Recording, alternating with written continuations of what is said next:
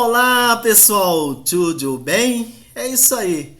Vamos continuar a falar sobre a região da Palestina, mas hoje eu quero começar a conversar com você a respeito dos desdobramentos após a criação do Estado de Israel pela ONU, que foi implantado em 1948 lá na região da Palestina, no Oriente Médio.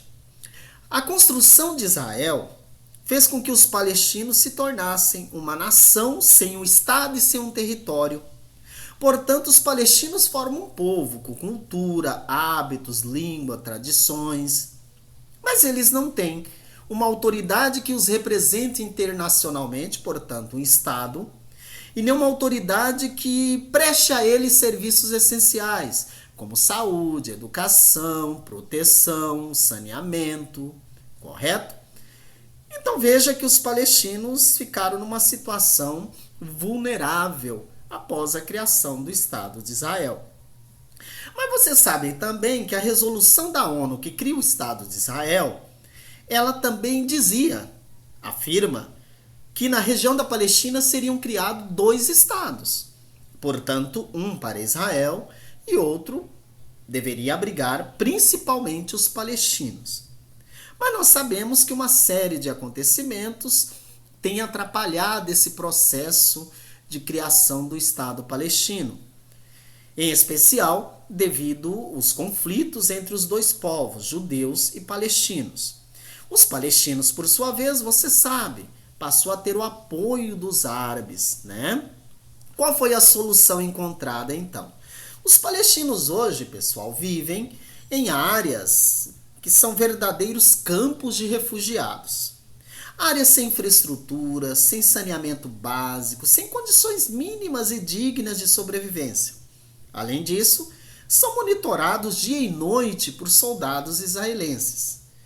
Então eles têm o seu espaço de vivência e são monitorados. Precisa deslocar-se na região, tem que apresentar documentos, apresentar documentação. Então isso é uma humilhação para o povo palestino. Isso significa que os palestinos, desde após a criação de Israel, os palestinos também passam a exigir a criação de um país, de um Estado nacional, para eles também na região da Palestina. Portanto, há cerca, então, vamos colocar aí de 60 anos, nós temos esse processo, esses conflitos acontecendo. O primeiro grupo que vai surgir do lado palestino, exigindo respeito e a criação do Estado palestino, vai ser o Fatah. O Fatah vai ser criado em 1959 e o objetivo dele era criar um Estado para viabilizar, viabilizar e consolidar a criação do Estado palestino, né, e a demarcação do território. Mas a organização que vai fazer história nesse processo não vai ser o Fatah especificamente. Vai ser uma organização criada em 1964, né, criada e liderada durante grande parte do tempo por um senhor chamado Yasser Arafat. Ele criou a OLP, Organização para a Libertação da Palestina. Qual era o objetivo dessa organização? Primeiro nós temos que definir os objetivos dessa organização no início e os objetivos dela atualmente. Então vamos falar só no início. No início, lá em 1964, o objetivo da OLP era justamente exterminar Israel. Portanto, era uma organização armada que tinha por objetivo sumir com Israel do mapa da região da Palestina. Portanto, eles não concordavam com a proposta da ONU da criação de 2 estados na Palestina. Segundo a OLP, inicialmente, lá no princípio, eles defendiam que a Palestina deveria ser dos palestinos e nada de Israel ali no meio. Portanto, a proposta deles era exterminar Israel varrer Israel do mapa e, ao mesmo tempo, ir contra a proposta da ONU de dividir a Palestina em 2 estados. Muito bem, então você percebe que desde o início a OLP vai se manifestar como uma organização armada, portanto passa a ser classificada como organização terrorista, correto? Só que nós já sabemos que nós tivemos várias guerras, em outras aulas eu já comentei, a Guerra da Independência de Israel em 1940, a Guerra da Independência em 1948, a Guerra dos 6 Dias, a Guerra do Yom Kippur, e nós sabemos que os árabes levaram desvantagem nessas guerras. Porém, existia um sentimento de união entre os árabes que era o movimento pan-arabista. E o país que era líder e o presidente, uma das lideranças dessa concepção pan-arabista, era o Gamal Nasser, presidente do Egito. O Egito, portanto, em 1979, assinou o Acordo de Camp David, e nesse acordo, para ele ter de volta a Península do Sinai, que ele tinha perdido na guerra do Yom Kippur, então o Egito reconhece Israel como Estado. Ao reconhecer a existência de Israel, portanto, os árabes se enfraquecem de forma gigantesca. Daí para cá, gente, o que a gente observou, nós passamos a observar, é que os palestinos ficaram sem defesa. Porque os árabes que estavam do lado dos palestinos automaticamente se enfraquecem internacionalmente nas mesas de negociação. Portanto, os palestinos foram amontoados na região da faixa de Gaza, que pertencia oficialmente ao Egito, e da Cisjordânia, uma área da Jordânia. O resultado disso é que a população reage a esse processo. Exatamente no ano de 1987, começa uma série de protestos nas ruas, protestos urbanos, geralmente liderado por juventude, por pessoas mais novas, por jovens, desempregados, né? Pessoas que não aguentavam mais aquela pressão e aquela submissão às forças armadas israelenses. Eles vão para a rua, fazem protestos extremamente violentos, utilizando armas e bombas caseiras, como os coquetéis Molotov, né? Incendiando e assassinando soldados israelenses na região. A verdade é que esse movimento ficou conhecido como Intifada. Intifada. Então a primeira Intifada aconteceu a partir de 1987. Eram levantes que não tinham uma liderança específica, tá, pessoal? Eram pessoas, e a cada funeral de manifestante que acontecia, aumentava a adesão aos protestos, né? Israel, por sua vez, reprimia de forma extremamente violenta. Agora o que vai acontecer é que Israel começa a perder o apoio internacional.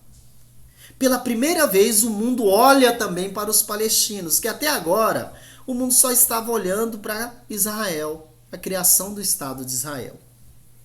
Estados Unidos e Europa, que são apoiadores incondicionais de Israel, começam a ser pressionados pela sociedade.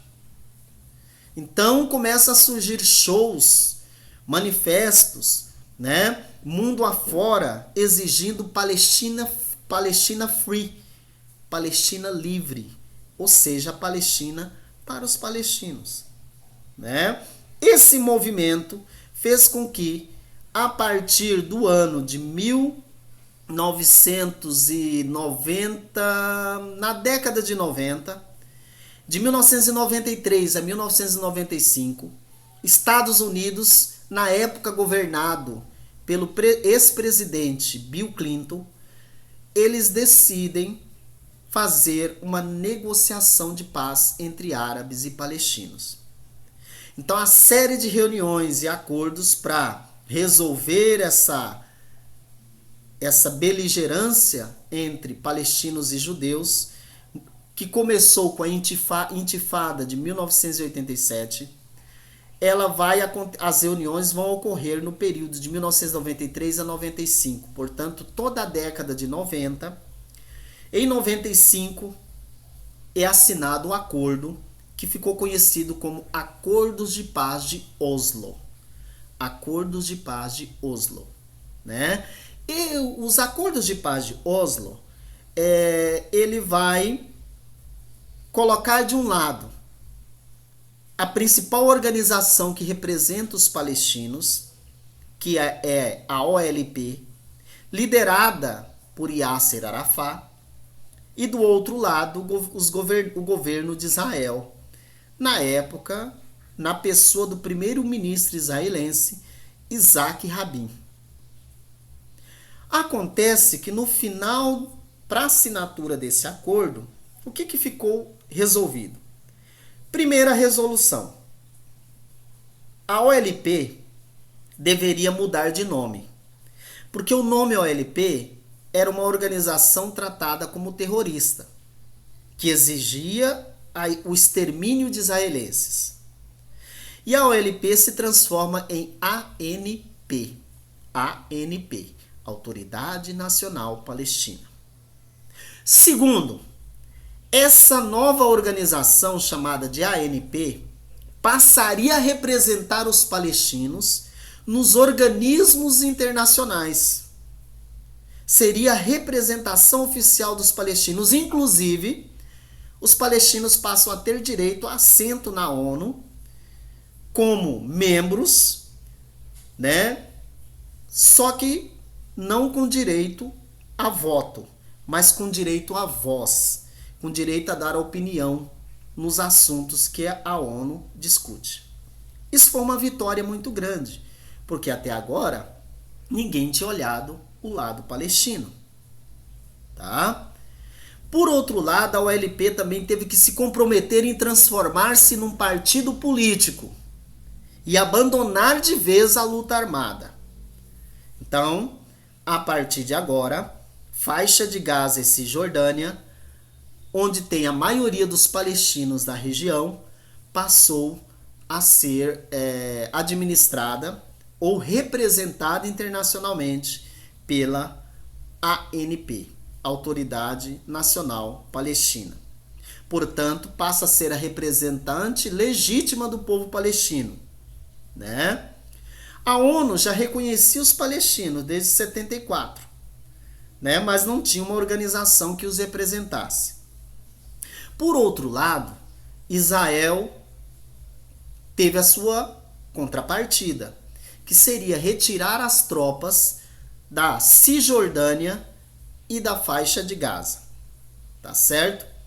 Isso foi muito complicado, porque na verdade Israel sempre tratava os palestinos como terroristas, né? E isso custou muito caro a Israel, né? Anunciar que iria retirar as tropas da faixa de Gaza e da Cisjordânia.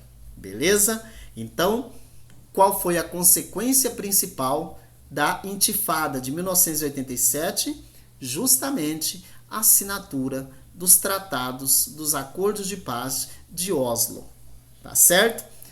Até a próxima!